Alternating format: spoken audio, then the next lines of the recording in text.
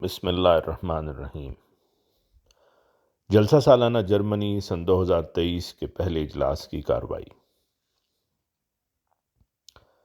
افتتاحی اجلاس کی کارروائی کا باقاعدہ آغاز مکرم مولوی محمد بن صالح صاحب، امیر و مشنری انچارج گھانا کی زیر صدارت تلاوت قرآن کریم سے ہوا۔ حافظ احتشام صاحب کو سورہ الفتح کی آیات 29 تا 30 کی تلاوت کرنے کی سعادت ملی۔ سجیل احمد صاحب نے ان آیات کا جرمن ترجمہ اور پھر سید حسن طاہر بخاری صاحب نے اردو ترجمہ از تفسیر صغیر پیش کیا۔ بعد ازاں مصور احمد صاحب نے حضرت اقدس مسیح موعود علیہ الصلوۃ والسلام کا منظوم کلام پیش کرنے کی سعادت حاصل کی، جس کا آغاز درج ذیل شعر سے ہوا: یہ کیا احسان تیرا ہے بندہ پرور، کروں کس منہ سے شکر اے میرے داور۔ اس اجلاس کی پہلی تقریر مکرم صداقت احمد صاحب مبلغ انچارج و نائب امیر جماعت احمدیہ جرمنی نے کی۔ آپ کی تقریر کا عنوان 100 سالہ جوبلی جماعت احمدیہ جرمنی، الہی افضال سے بھرپور ماضی اور روشن مستقبل تھا۔ یہ تقریر اردو زبان میں تھی۔ اس تقریر کا مکمل متن الفضل کے کسی آئندہ شمارے میں شائع کیا جائے گا۔ مکرم شیراز احمد رانا صاحب نے حضرت مسیح موعود علیہ السلام کے منظوم کلام صدق سے میری طرف آؤ اسی میں خیر ہے، ہیں درندے ہر طرف میں عافیت کہوں حصار، اس سے چند اشعار خوش الحانی سے پڑھے۔ اس اجلاس کی دوسری تقریر مکرم باسل اسلم صاحب نے جرمن زبان میں کی، جس کا موضوع حضرت مسیح موعود علیہ السلام کے ذریعہ روحانی خزائن کی تقسیم تھا۔ مقرر نے سورہ الجمعہ کی آیات 3 تا 4 کی تلاوت و ترجمہ پیش کیا اور کہا کہ اگر ہم خزانوں کے بارے میں بات کرتے ہیں تو مال، دولت، املاک یا پھر علم اور تعلیم جیسے الفاظ ذہن میں آتے ہیں۔ نیز بعض ایسے بھی ہوں گے جن کے نزدیک معاشرتی اثر و رسوخ اور اقتدار ایک خزانے کی حیثیت رکھتے ہیں۔ اسی طرح کچھ ایسے بھی افراد ہیں جو اپنے خاندان اور انسانوں کے باہمی تعلقات کو اپنا خزانہ تصور کرتے ہیں۔ غرض ہر دنیاوی و مادی خیر یا وجود جو ہے جس کی ہم اپنی زندگی میں بہت قدر کرتے ہیں، اسے خزانہ کا نام دیا جا سکتا ہے اور دیا جاتا بھی ہے۔ مقرر نے لفظ خزانہ کے معنی بتاتے ہوئے کہا کہ خزانہ کہتے ہیں جمع کی ہوئی اشیاء، قیمتی اشیاء کا ذخیرہ، یا ایسی شے جس کی اس کے مالک کے نزدیک بڑی قدر و قیمت ہے، جسے وہ اپنی ملکیت میں رکھنا بڑی اہمیت دیتا ہے۔ مقرر نے کہا کہ لہٰذا جب ہم خزانوں کی بات کرتے ہیں تو لازماً یہ سوال پیدا ہوتا ہے کہ زندگی میں ہمارے لیے وہ کیا ہے جو ہمارے نزدیک قیمتی ہے۔ قیمت کا معین کرنا خالصتاً ایک ذاتی و انفرادی شعور کے نتیجہ میں ہونے والا عمل ہے، جو کہ مختلف عوامل اور بیرونی اثرات کے زیر اثر ہوتا ہے۔ نیز دیگر امور بھی اس پروسیس میں اثر انداز ہوتے ہیں، جیسے اس شے کے معنی، نفع، اس سے جذباتی ربط، کلچرل اور سماجی اقدار وغیرہ۔ علاوہ ازیں یہ بات بھی قابل ذکر ہے کہ ہر چیز کی قیمت میں تبدیلی بھی آ سکتی ہے۔ جو آج قیمتی لگتا ہے وہی کل بے معنی لگنے لگتا ہے۔ اس کے برعکس جو آج کم اہمیت کا حامل ہو، مستقبل میں اس کی قدر بڑھ بھی سکتی ہے۔ ہر انسان کی اپنی ترجیحات اور قیمت مقرر کرنے کے معیار ہیں۔ اگر ہم حضرت مسیح موعود علیہ السلام کی کتب اور ان سے منسلک ان روحانی خزانوں کے بارے میں بات کریں تو اس وقت تک ان کی قدر اور احترام سمجھ نہیں سکتے جب تک ہم آپ علیہ السلام کے وجود کی اہمیت اور مسیح موعود علیہ السلام کے مقام و مرتبہ کا ادراک نہ حاصل کر لیں۔ اس کے بعد مقرر نے آپ علیہ السلام کی تحریرات میں سے حضرت مسیح موعود علیہ السلام کے مقام و مرتبہ کے بارے میں بتایا۔ مقرر نے کہا کہ حضرت مسیح موعود علیہ السلام کے مقام و مرتبہ کے بارے یاد رہے کہ نہ انسان، نہ کوئی ادارہ، نہ کوئی حکومت تھی جس نے آپ کو اس مشن کے لیے چنا، بلکہ اس عالم کا خالق و مالک اللہ تعالیٰ ہی تھا جس نے آپ کو مامور فرمایا۔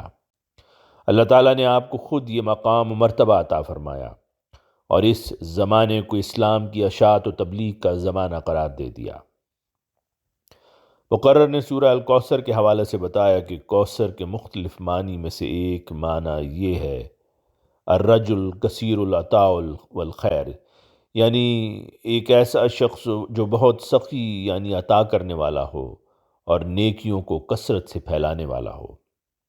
حضرت مسلم معود رضی اللہ عنہ اس کی تشریح میں فرماتے ہیں کہ سورہ کوثر میں کوثر کے لفظ سے جس بہت سخاوت کرنے والے روحانی فرزند کی خبر دی گئی ہے، اس سے مسیح محمدی ہی مراد لیا جائے گا۔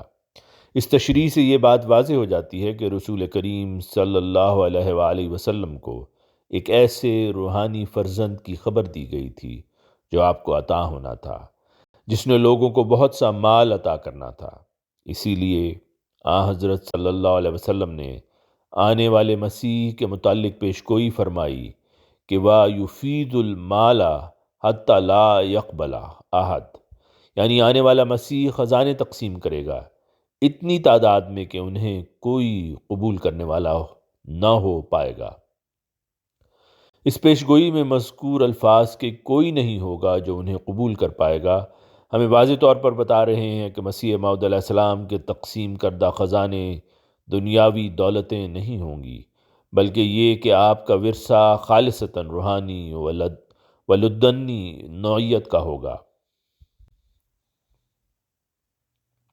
روحانی و لدنی نوعیت کا ہوگا، کیونکہ اگر دنیاوی دولتیں ہوتیں تو لوگ اسے کبھی رد نہ کرتے۔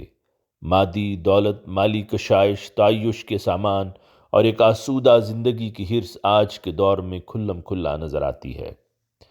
بس جو خزائن حضرت مسیح موعود علیہ السلام لے کر آئے انہیں دنیاوی مال و دولت پر چسپاں نہیں کیا جا سکتا۔ حقیقت یہ ہے کہ قدیم سے روحانی کتب اور انبیاء کا یہ طریق چلا آیا ہے کہ روحانی معارف اور علوم کو خزانوں اور دولت کا نام دیا گیا۔ حضرت صلی اللہ علیہ وسلم نے فرمایا کہ انبیاء اپنے پیچھے دینار اور درہم نہیں چھوڑ کر جاتے ہیں، بلکہ علم و حکمت ان کی اصل میراث ہے۔ مقرر نے کہا کہ جو خزائن ہمارے زمانے کے نبی حضرت مسیح موعود علیہ السلام لائے ہیں وہ ایمان کے خزانے ہیں۔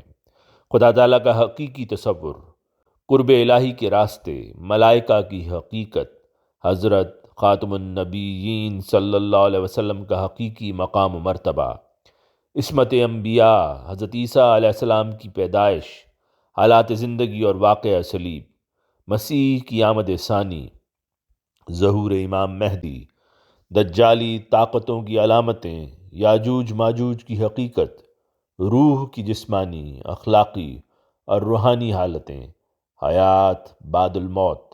غرض حضرت مسیح موعود علیہ السلام نے اپنی ملفوظات، اشتہارات اور 85 سے زائد کتب میں ایک روحانی اور علمی خزانہ ہمارے لیے پیچھے چھوڑا جو انسان کی ہستی کی غرض و غایت اور بنی نوع انسان کی تاریخ ارتقاء پر روشنی ڈالتا ہے۔ پھر حضرت آدم علیہ السلام کا واقعہ، نوح علیہ السلام اور آپ کی کشتی کا واقعہ، موسیٰ علیہ السلام کی کہانی، عیسیٰ ابن مریم کا صلیب سے زندہ بچ جانا اور ان کی کشمیر کی طرف ہجرت کو علم طب اور تاریخ کے عقلی دلائل اور قرآنی دلائل سے ثابت کیا۔ پھر حضرت مسیح موعود علیہ السلام نے فلسفی مباحثات کے زمانے کے عین دوران خدا کا وہ تصور پیش کیا جو مغربی فلسفیوں کے خیالات کے بالکل برعکس ہے۔ آپ نے ہر ایک فرد واحد کو اس طرف بلایا اور تلقین فرمائی کہ اس خدا سے ایک گہرا تعلق پیدا کرے۔ پھر حضرت مسیح موعود علیہ السلام نے گناہوں کی بخشش کا مضمون بھی ہمیں سمجھا دیا۔ یہ تھیں صرف چند مثالیں ان خزانوں کی جو حضرت مسیح موعود علیہ السلام نے اپنی تحریرات میں کھول کر رکھ دیے۔ ہر ایک تصنیف فی ذات ہی ایک علم کا خزانہ ہے۔ جن روحانی خزانوں کی پیشگوئی حضرت صلی اللہ علیہ وسلم نے پہلے سے کر دی تھی وہ در حقیقت حضرت مسیح موعود علیہ السلام کا مجموعہ تصنیفات ہے جو آپ نے ورثہ میں چھوڑا اور جو روحانی خزائن کے نام سے مشہور ہے۔ مقرر نے کہا کہ اب ہمارا فرض ہے کہ ہم پہلوؤں سے ملنے یعنی صحابہ کرام رضی اللہ عنہم میں شامل ہونے کے لیے اپنی روحانی اور اخلاقی حالت کو بہتر بنائیں۔ آج ان تکنیکی ترقیوں کی وجہ سے ہم میں سے ہر ایک کے پاس ان روحانی خزانوں کو حاصل کرنے کا موقع ہے، چاہے وہ پریس کے ذریعے ہو یا ڈیجیٹل شکل میں۔ اللہ تعالیٰ کے فضل و کرم سے جماعت جرمنی دنیا کی پہلی قوم ہے جو حضرت مسیح موعود علیہ السلام کی تحریروں کا اپنی قومی زبان میں مکمل ترجمہ کرنے میں کامیاب ہوئی ہے۔ صرف وہی لوگ اس جام سے حقیقی طور پر فائدہ اٹھا سکتے ہیں جو اس کے لائق ہیں۔ اگر کوئی روحانی طور پر محروم ہے اور روحانی دنیا کا شعور نہ رکھتا ہو تو ایسا شخص اس روحانی علم کے سمندر سے جو آپ علیہ السلام کی تصنیفات میں موجود ہے بے بہرا رہے گا۔ آپ علیہ السلام نے ایک جگہ یہ بھی فرمایا کہ سب دوستوں کے واسطے ضروری ہے کہ ہماری کتب کم از کم ایک دفعہ ضرور پڑھ لیا کریں، کیونکہ علم ایک طاقت ہے اور طاقت سے شجاعت پیدا ہوتی ہے۔ بس یہ ہماری خوش نصیبی ہے کہ ہمیں اس سلطان القلم مسیح و مہدی علیہ السلام کو ماننے کی توفیق ملی اور اس نے ہمیں ان روحانی خزائن کا وارث ٹھہرایا ہے۔ اس لیے ہمیں چاہیے کہ ہم ان برکت تحریروں کا مطالعہ کریں تاکہ ہمارے دل، ہمارے سینے اور ہمارے ذہن اس روشنی سے منور ہو جائیں۔ اللہ کرے ہم اپنی اور اپنی نسلوں کی زندگیاں ان برکت تحریرات کے ذریعہ سنوار سکیں اور اپنے دلوں اور اپنے گھروں اور اپنے معاشرہ میں امن و سلامتی کے دیے جلانے والے بن سکیں۔ اللہ ہمیں اس کی توفیق عطا فرمائے، آمین۔ خلاصہ تقاریر تیار کردہ مکرم ذیشان محمود صاحب، سیرا لیون۔ آواز مرزا عمران احسن۔